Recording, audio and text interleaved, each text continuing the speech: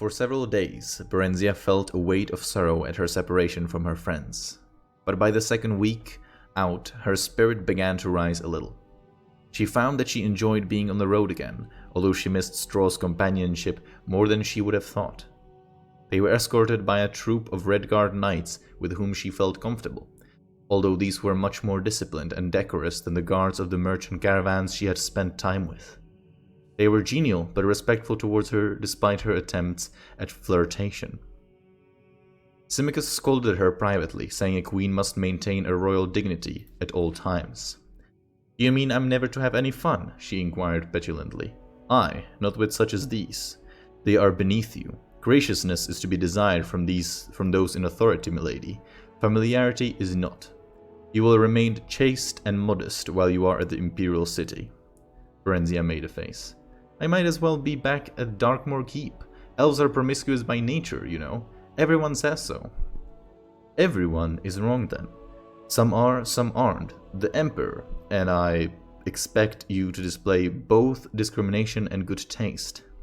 Let me remind you, Your Highness, that you hold the throne of Mournhold, not by right of blood, but solely at the pleasure of Tiber Septim.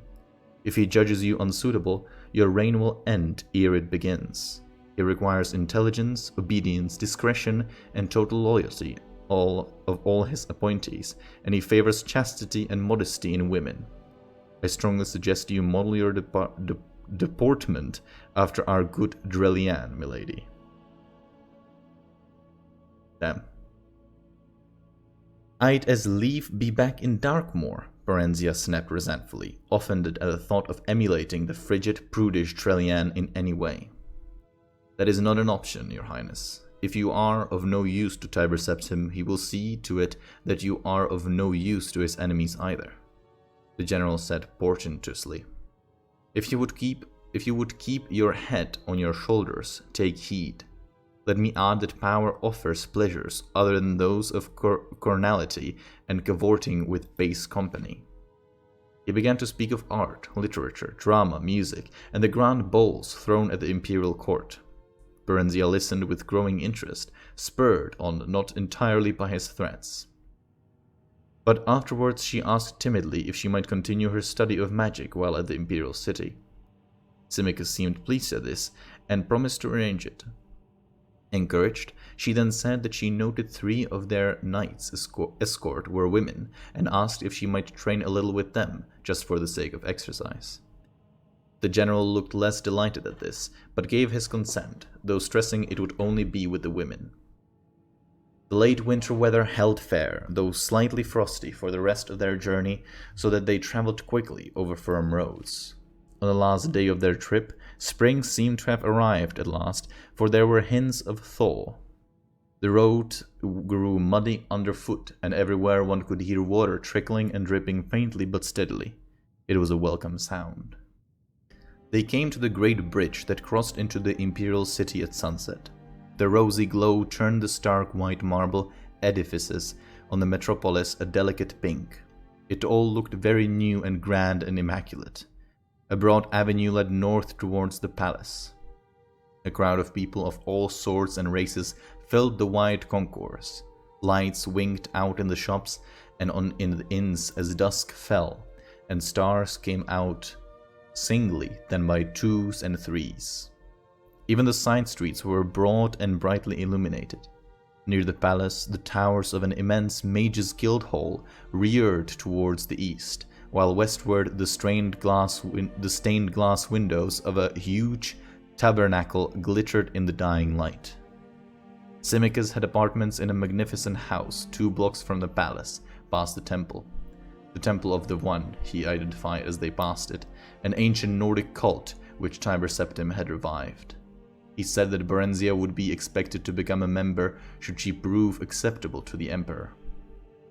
The place was quite splendid, although little to Barenziah's taste. The walls and furnishings were done in utter pristine white, relieved only by touches of dull gold, and the floors in dully gleaming black marble. Barenziah's eyes ached for color and the interplay of subtle shadings. In the morning, Symmachus and Drelian escorted her to the Imperial Palace. Barenziah noted that everyone they met greeted Symmachus with a deferential respect, in some cases bordering on obsequiousness. Obsequiousness? What is that word? Obsequiousness? Obsequiousness? Probably. The generals seemed to take it for granted. They were ushered directly into the imperial presence. Morning sun flooded a small room through a large window with tiny panes, washing over a sumptuously laden breakfast table and the single man who sat there, dark against the light. He leapt to his feet as they entered and hurried towards them. "Ah, Symmachus, our most loyal friend, we welcome your return most gladly." His hands held Symmachus' shoulders briefly, fondly, halting the deep genuflection the dark elf had been in the process of effecting. Barenziah curtsied as Tiber Septim turned to her. "Barenziah, our naughty little runaway. How do you do, child? Here, let us have a look at you. Why, Symmachus, she's charming, absolutely charming. Why have you hidden her from us all these years? Is the light too much, darling? Shall we draw the hangings?" "Yes, of course." He waved aside Symmachus' protests and drew the curtain himself, not troubling to summon a servant. "You will pardon us for this discourtesy towards yourselves, our dear guests. We've much to think of, though that's scant excuse for hospitality's neglect. But pray join us. There's some excellent nectarines from Black Marsh."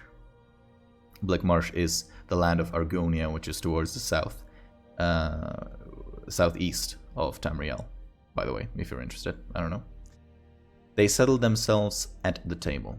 Barenziah was dumbfounded. Tiber Septim was nothing like the grim grey giant warrior she'd pictured. He was of average height, fully half a head shorter than tall Symmachus, although he was well knit of figure and lithe of movement. He had a winning smile, bright, indeed piercing blue eyes, and a full head of stark white hair above a lined and weathered face. He might have been any age from 40 to 60. He pressed food and drink upon them, then repeated the question the general had asked her days ago. Why had she left home? Had her guardians been unkind to her? "No, Excellency," Barenziah replied. "In truth, no, although I fancied so at times." Symmachus had fabricated a story for her, and Barenziah told it now, although with a certain misgiving. The stable boy, Straw, had convinced her that her guardians, unable to find a suitable husband for her, meant to sell her off as a concubine in Riyadh, and when a Red Guard had indeed come, she had panicked and fled with Straw. Tiber Septim seemed fascinated and listened raptly as she provided details of her life as a merchant caravan escort. "Why, 'tis like a ballad," he said. "By the one, we'll have the court bard set it to music. What a charming boy you must have made." General Symmachus said. Barenziah stopped in some confusion, then proceeded. "He said, well, that I no longer look much like a boy. I have grown in the past few months." She lowered her gaze in what she hoped approximated maidenly modesty. "He's a very discerning fellow, is our loyal friend Symmachus. I know I've been a very foolish girl, Excellency. I must crave your pardon, and that of my kind guardians. I realized it some time ago, but I was too ashamed to go back home. But I don't want to return to Darkmoor now, Excellency. I long for Mournhold. My soul pines for my own country." "Oh, dear child, our dear child, you shall go home, we promise you. But we pray you remain with us a little longer, that you may prepare yourself for the grave and solemn task with which we shall charge you." Barenziah gazed at him earnestly, heart beating fast. It was all working just as Symmachus had said it would. She felt a warm flush of gratitude towards him, but was careful to keep her attention focused on the Emperor. "I am honored, Excellency, and wish most earnestly to serve you and this great empire you have built in any way I can." It was the politique thing to say, to be sure, but Barenziah really meant it. She was awed at the magnificence of the city and the discipline and order evident everywhere, and moreover was excited at the prospect of being a part of it all, and she felt quite taken by the gentle Tiber Septim. After a few days, Symmachus left for Mournhold to take up the duties of a governor until Barenziah was ready to assume the throne, after which he would become her prime minister. Barenziah, with Drelian as chaperone, took up residence in a suite of rooms at the Imperial Palace.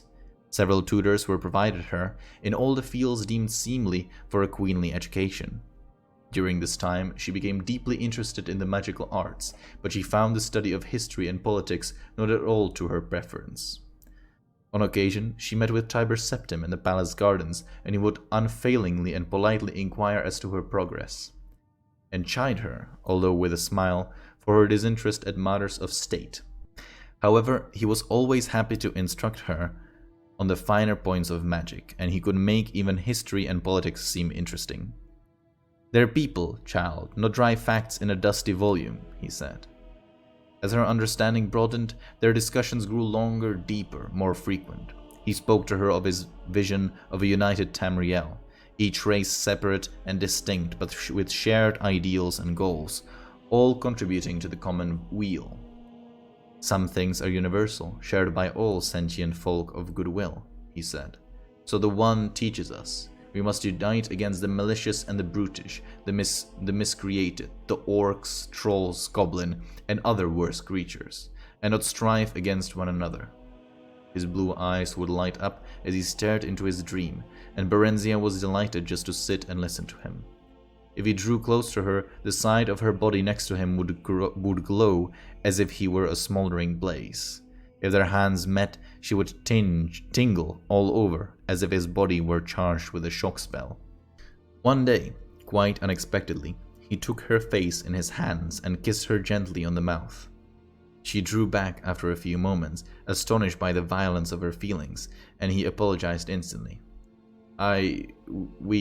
We didn't mean to do that. It's just, you are so beautiful, dear. So very beautiful." He was like looking at her with hopeless yearning in his generous eyes. She turned away, tears streaming down her face. "Are you angry with us? Speak to us, please." Barenziah shook her head. "I could never be angry with you, Excellency. I love you. I know it's wrong, but I can't help it." "We have a consort," he said. "She is a good and virtuous woman, the mother of our children and future heirs. We could never put her aside.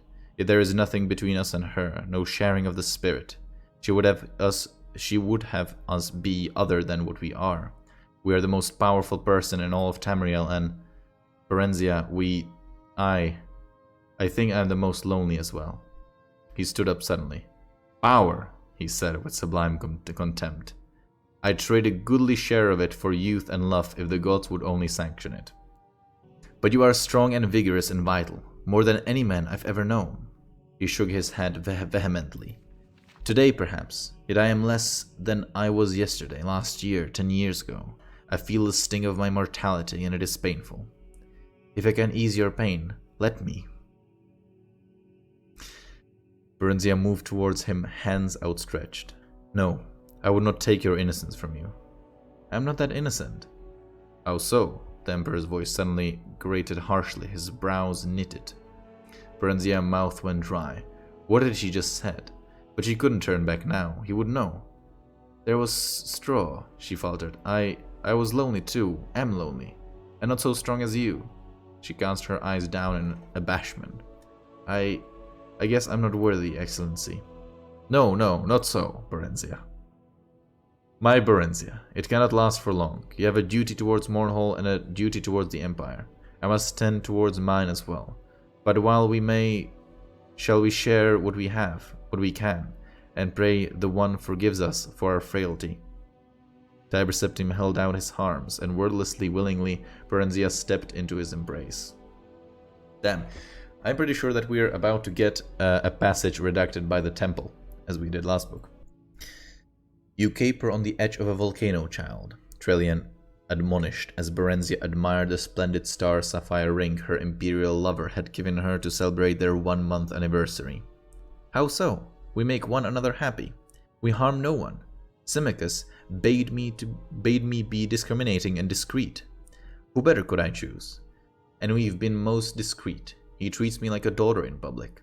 Tiber Septim's nightly visits were made through a secret passage that only a few in the palace were privy to, himself and a handful of trusted bodyguards. He slavers over you like a cur his supper. Have you not noticed the coolness of the Empress and her son towards you? Barenziah shrugged. Even before she and Septim had become lovers, she had received no more from his family than bare civility. Threadbare civility. What matter? It is Tiber who holds the power. But it is his son who holds the future. Do not put his mother up to public scorn, I beg you. Can I help it if that dry stick of a woman cannot hold her husband's interest even in conversation at dinner? I have less to say in public. That is all I ask. She matters little, it is true, but her children love her, and you do not want them as enemies. Tiber Septim has not long to live, I mean. Trellian amended quickly at Barenziah's scowl. Humans are all short-lived. Ephemeral, as we of the elder races say. They come and go as the seasons, but the families of the powerful ones live on for a time. You must be a friend to this family if you would see lasting profit from your relationship. Ah, but how can I make you see truly? You, who are so young and human-bred as well. If you take heed and wisely, you and Mournhold are like to live to see the fall of Septum's dynasty, if indeed he has founded one, just as you have witnessed its rise. It is the way of human history. They ebb and flow like the inconstant tides. Their cities and dominions bloom like spring flowers, only to wither and die in the summer sun. But the elves endure. We are as a year to their hour, a decade to their day. Barenziah just laughed. She knew that rumors abounded about her and Tiber Septim. She enjoyed the attention, for all save the Empress and her son seemed captivated by her. Minstrels sang of her dark beauty and her charming ways. She was in fashion and in love, and if it was temporary, well, what was not? She was happy for the first time she could remember, each of her days filled with joy and pleasure, and the nights were even better. What is wrong with me? Barenziah lamented. Look, not one of my skirts fit. What's become of my waistline? Am I getting fat? Barenziah regarded her thin arms and legs and her undeniably thickened waist in the mirror with displeasure. Trellian shrugged. You appear to be with child, young as you are. Constant pairing with a human has brought you to early fertility. I see no choice but for you to speak with the Emperor about it. You are in his power. It would be best, I think, for you to go directly to Mournhold, if he would agree to it, and bear the child there. Alone? Barenziah placed her hands on her swollen belly, tears forming in her eyes. Everything in her yearned to share the fruits of her love with her lover. He'll never agree to that. He won't be parted from me now, you'll see. Trellian shook her head. Although she said no more, a look of sympathy and sorrow had replaced her usual cool scorn. That night Barenziah told Tiber Septim when he came to her for their usual assignation. With child? He looked shocked. No, stunned. You're sure of it? But I was told elves don't bear at so young an age. Barenziah forced a smile. How can I be sure? I shall have my healer fetched. The healer, a high elf of middle years, confirmed that Barenziah was indeed pregnant, and that such a thing had never before been known to happen.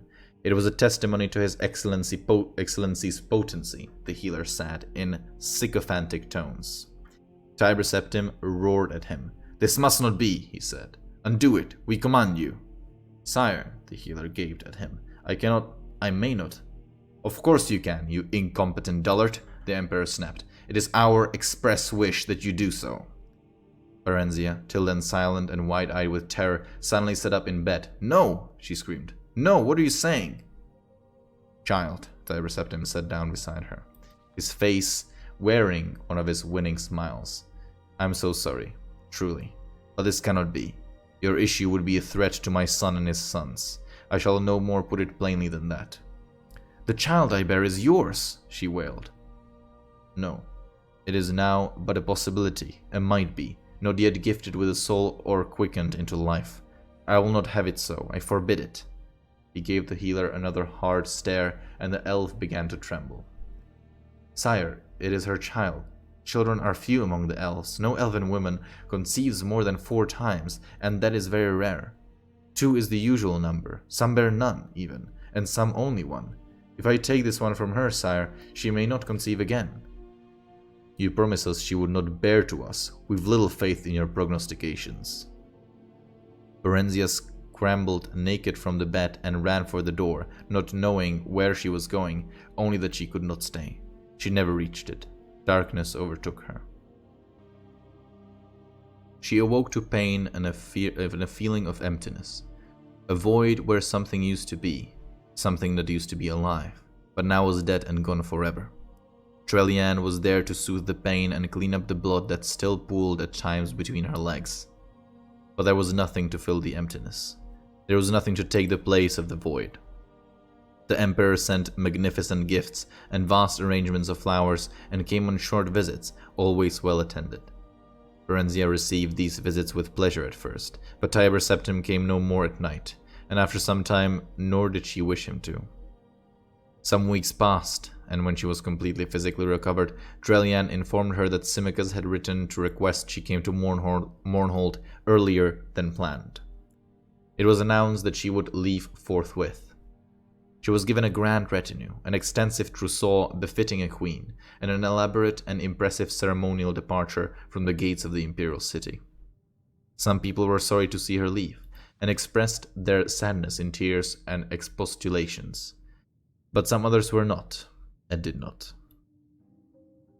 Damn, that was a quicker one than per usual. Will make for a quicker YouTube video, I reckon. Which, isn't bad. But yeah, that was book number 3. And yeah, thanks for listening.